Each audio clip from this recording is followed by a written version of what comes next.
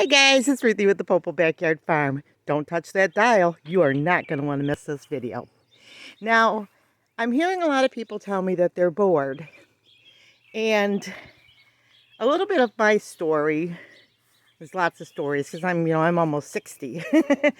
But at one point in my life, I suffered burnout. I had just worked so many hours that I just ended up sitting in bed and crying for a year. I was 9 months pregnant. My baby was 6 weeks old, and I just pushed myself too hard. I tend to be a workaholic anyway, and so I have to watch it. But I kind of feel like everybody is on a rest, to just rest. Some of you need to rest, and some of you are truly bored. And boredom can be one of the best things that can ever happen to you. And let me tell you why. It can springboard you up to another level. And if you're just exhausted from working and need the good rest, it can give you some time to rethink some of your activities. So let's address the boredom first of all. If you are bored, this is what I tell people that say, I am so bored, I don't know what to do. Because I get a lot of phone calls from people, because I used to work in church work, and so some people, they call me and they ask for advice and stuff, and not that I'm the mother of all advice, but, usually just friends. And of course I ask them for advice too. But this is what I tell people when they say they're bored. I say, get out a sheet of paper. Make a list of 100 things you want to do. They can be outlandish. And they can be being, like, say you're a mother at home, you can say skydiving, crochet, knitting, sewing, and just list 100 things you want to do. And start to pick apart that list of what you want to do. Now, what I used to do, is I used to pick one thing a year, like sewing or crocheting, and I would try to master it that year. Then the next year I would pick something else. As I'm getting older, I'll pick multiple things, probably because I have more time, because I don't go to work anymore because I'm retired. So I might say, okay, I'm bored, so I'm going to crochet, I'm going to study opera, I'm going to do this, I'm going to do that. And sometimes it's just a quickie. Sometimes it's just a one-time thing. I just want to, learn about what it's like to live in Switzerland, because I'm also an armchair traveler. I have 1,000 hobbies. And I'm not saying that's for everyone, but when you're bored, you might discover something that you never thought you would ever do. And you might find that you're really good at it, and it's actually something you've been gifted with. So, right now, a lot of people don't want to leave their home, or can't leave their home, or whatever. You might want to study homesteading, which is, a little bit of what we do. You might want to get a free Kindle. Now, you can get a free Kindle. Just type in free Kindle and go to Amazon, and you can read books right on your computer. I did buy a Kindle, but you can read right from your computer. Just type in free Kindle, and there's tons of free books. So, you might decide you want to take up reading, or you want to take up, how to crochet, or how to sew, or, how to build things. You might want to practice singing. You might want to make your house a craft and redecorate with the things that you have. And a little hint there, you just find 3 colors in the exact same shade and put them all around your room, and it kind of pulls it together. That's a quickie way to redecorate. You might want to study the weather. It could be anything. You might want to work out. But being bored and making your list of things you can really legitimately do while you're home. You might want to watch all the game shows and, whatever. Sweepstaking. You can sweepstake. I used to win 15 to 20 times a month on sweepstaking. You just enter all day long, and Facebook has a million of them. Just keep entering and entering and entering, and believe me, if you do it every day for months and months and months, all day long, you will start to win, and you'll win some great stuff too. But those are the things like I said, that you can find some hobbies you never thought about. You can ask people on Facebook, what are your hobbies? You know, so you might want to master Twitter or something else, different social media platform. But being bored can bring you into a whole new career. Look at this mess. I'm giving you guys a tour. This has to be cleaned up. Um, can bring you into a whole new career that you never even thought about. And I know what I started doing when I was home with my son, because I really didn't have to work in my other marriage, and I was bored, so I decided to sell Avon. And I just thought, little Avon just to get out. And at that time, I wasn't even driving, and I would just walk up and down the roads, giving out my books. And then eventually I got to the point where I was one of the largest recruiters. I had 1,000 girls underneath me. I had a great team, and I loved it, and I had fun until I started recruiting. Then I didn't like it anymore, and then I quit and got another job. I mean, it wasn't great money or anything. I mean, it was, how do I put it? My team made like $500,000, but I didn't get that much because I was, it wasn't, I was too new and all that. But I mean, my all personal sales, I could have like a $2,000 order and or more, but that I just liked it. And the reason I share all that is I got into sales. I was actually in sales before that, but I kind of got out of it because I got into other things. But it kind of reintroduced me back into sales. And then I did some more sales jobs. A lot of them I did right alongside with my Avon. But I mean, it also got me into meeting people, and through different things, I learned all kinds of stuff through those customers. And then I got on the internet, and then I met other bloggers, and I started to blog. And it's like all these boredom things that you do for the fun of it can lead you into something else. I'll give you another suggestion, just because I'm talking about things you can do when you're bored. You can write to companies all day long for product reviews. If you set up a blog on Blogger, it's free. Or there's Tumblr too. You write to companies, or if you have a YouTube channel, better yet, ask them for a free product. They'll send it to you for free, and you can show it on your YouTube channel. You just write to them and say, I've got so many followers, or don't even say you have so many followers. Say, I have this YouTube channel and I would like to review your product. I think my people would be interested. And believe me, if you write to enough companies, they'll start sending you stuff, And, all you gotta do is go to their page, look for the contact information, and write, let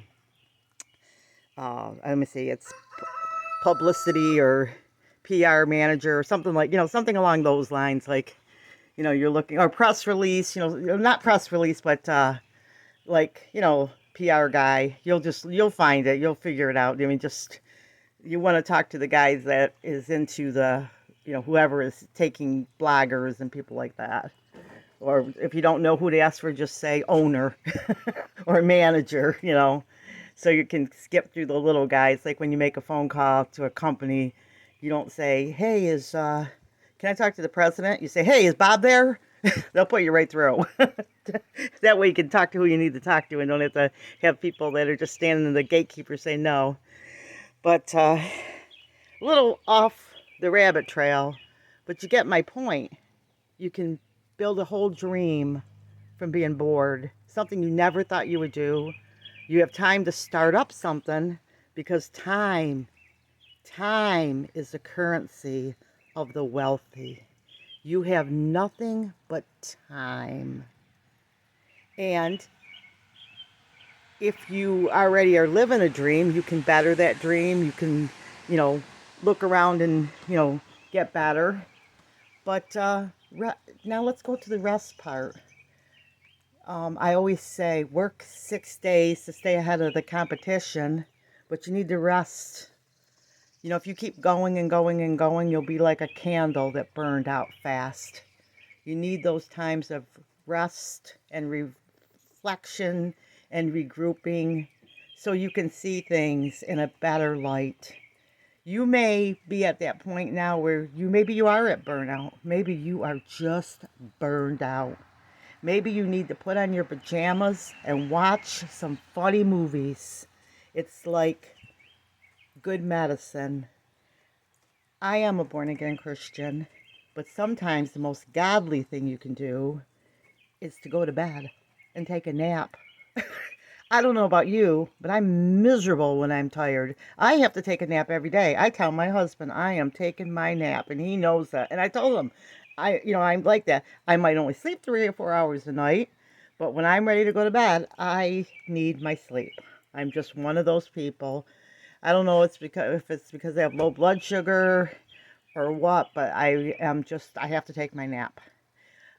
But I mean, I can go through it. I mean, it's not like I can't never not have my nap, but we all need times of rest. We need time to sit and play.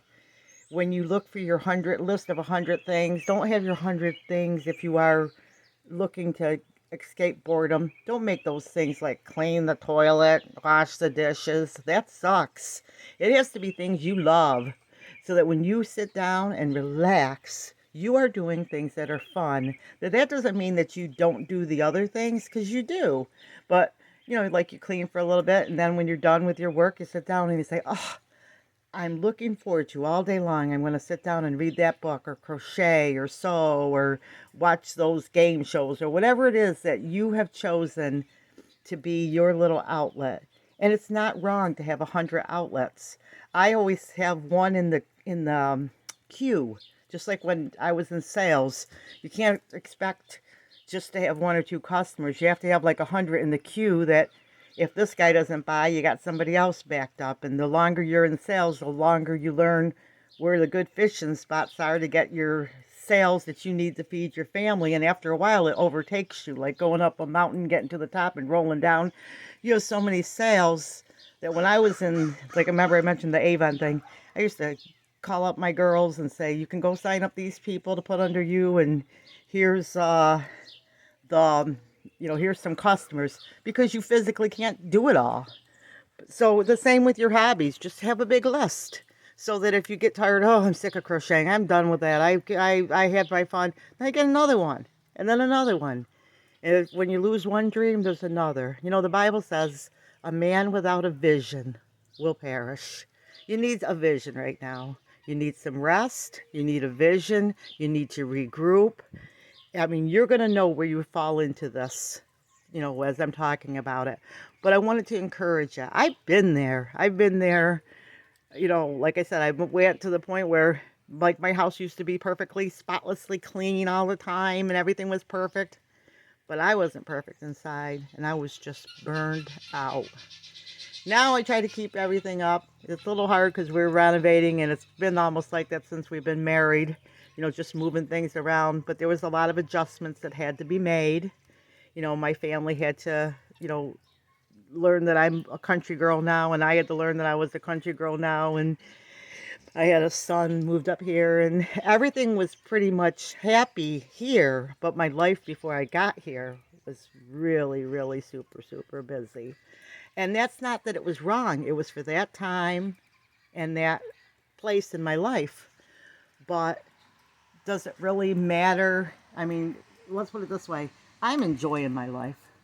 And I'm not saying you should move out to the country, because sometimes that's not for everyone. Years ago, that wasn't for me at all. My rest was like, hey, man, I'm going to do this or watch this movie or this and that, or hang out with my friends. That's not necessarily moving to the country isn't the answer. It's finding that inner peace inside where you can rest. Of course, for me, I am a born-again Christian, like I told you, and I do think that there's times that I have been super, super, super stressed, and I just turned on my audio Bible, laid in bed, and just listened to it. I mean, I just listened to it every night when I went to bed, put my headphones in, and just listen. So, I don't like to talk about the negative, because nobody wants to hear the negative, but we're going through some changes in this country, and, and I have been through some terrible negatives that I've had preachers and other people say, nobody should go through this. I mean, I got myself physically sick from bad marriages and stuff like that. I have 2 bad marriages, really bad marriages, abusive. But that's in the past. And I don't live in the past. And that's why I don't have the problems, because I do not live in the past. I live in the future. I know bad things have happened. I forgive and forget. I don't, excuse the wrong, but I don't live there and think, oh, I'm a victim, because I'm not a victim. I'm a victor. Bad things happen to me, true. But that does not define who I am. And I am a super joyful, happy person, and it's not a show. People that know me well are like, Ruthie, how can you be that happy? But I just know that to live in that unhappiness is just, what good could possibly come of it? If somebody asks me or needs help, I'm not a counselor, but if somebody I know close to me is going through it, I'll say, I've been through that, and you can get out of it. But I guess I shared all that to say that, yeah, that stuff will take a toll on you. Stress will take a toll on you. Life will take a toll on you. I've had some jobs, I mentioned it before, where because my marriage was bad, I worked all the time. So I became this great worker that everybody loved and couldn't live without. And then you get abusive bosses because they feel like, she does everything, I need her. And then it just rolls into your whole life. But it doesn't matter, because that's all in the past. But I guess I share that to say that sometimes God forces us to come aside and rest. Lean on me, learn of me, and rest. Just rest. Just lay your head on my shoulder and rest.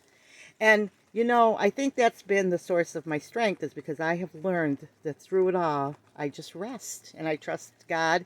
And He led me out through all the, like I said, I had 2 bad marriages. God led me out, took care of the situations. I don't know why. I could say peanut butter and this and that. Does it even matter now? Clay and I are happy. We're joyful. Clay understands me. Sometimes if I feel like weepy or bad, he'll say, get up and make me a sandwich. Someone might think, well, that's horrible. But Clay knows my love language.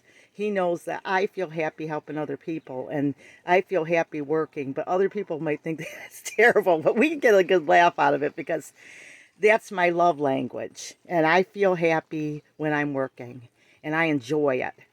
But that's where, like I said, all this time that you're home, forget the past, make it a future thing, all about the future. You don't want to be a victim. You want to be a victor. You want to rest. You want to strengthen yourself and rise up and turn around and help other people. You want to relax. Take this time. I don't care how old you are. Take this time, watch funny movies, relax, get some new dreams, enjoy your life.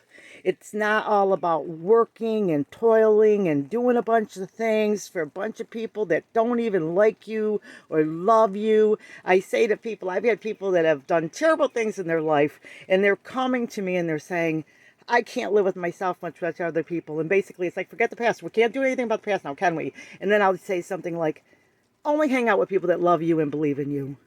What do you want to impress people that don't even like you? That's just crazy. And it can be anybody. It can be your family. It can be your people you work with. The only person that's going to really always be there for you is God. And then there's like probably maybe in your life you'll find 5 people that love you. And, that's the thing. I'm one to say, I love being with people that love me for me. And, I used to say, not because I'm skinny, not because I have blonde hair, not because I make a lot of money, not because of this, not because of that, not because of what I'm doing for them, but because they love me. They love me. And, like I said, I am sure I am not the only one out there with this kind of a personality, and it's hard for me to talk about this, not because I feel bad, but because I hate talking about anything that's like a downer. Not because I'm afraid, but it's just like, let's face it, who wants to watch videos about, oh, my life sucked, oh. I mean, it did, but not anymore. But but you move on. But it's important to address this with the rest. Because if you do not rest, God can force you to rest sometimes even. But I'm not saying that's going to happen to you. But I'm just saying that's what happened to me. It's after a while you get burnout, or your life gets to that point where you're just like, something's got to give. But at this point, I mean, let's turn the volume up to the fun part now. get those dreams, begin to dream, and don't just dream, dream big. Start to pray about it, dream big, write down everything that you want to do, because life is a wild adventure. It is more fun than you ever thought it was going to be. I used to laugh and joke. I used to say, accept Jesus Christ as your personal Savior, and He will make your wildest dreams come true. And honestly, I have to say, I used to sit and tell people about my life, and I'd almost be embarrassed because it was so wild. I mean, it's just like, I can't believe this, and now I'm over here, and now I'm here, and now this has happened, and it's just a good, in the good sense. And that's what I'm saying. This life is good. You don't know what you have and gifts and talents that are planted in you that have not come to light. So if you have desires to do things, desire usually brings exposure usually brings desire. So make that list. Write down things that you always wanted to do. Watch some funny movies. Get some rest. Take this time to, it's like, it's my turn now. Take this time as your turn to get things where you want it to be. And if you're a family, have your whole family. Just relax. The house will get cleaned in 6 months, It will get cleaned. But if you guys want to clean together, that's good too. It's who wants to live in a pig pen, right? But in the same sense, lighten up, enjoy your life. Life is short. The memories are what you have. When my daddy passed, I said, God, what do I talk to him about? He goes, the memories. And I only have good memories with my daddy. Not everybody has that situation, but I only had good memories with my dad. So I have learned that when somebody dies, the best thing to talk to family about is memories. The best thing to talk to yourself about is the memories. I mean, and when I pass, people better be laying themselves on my coffin and screaming, oh, she's gone, because they'll have some good memories of me. I'm thinking of some right now. It's making me laugh.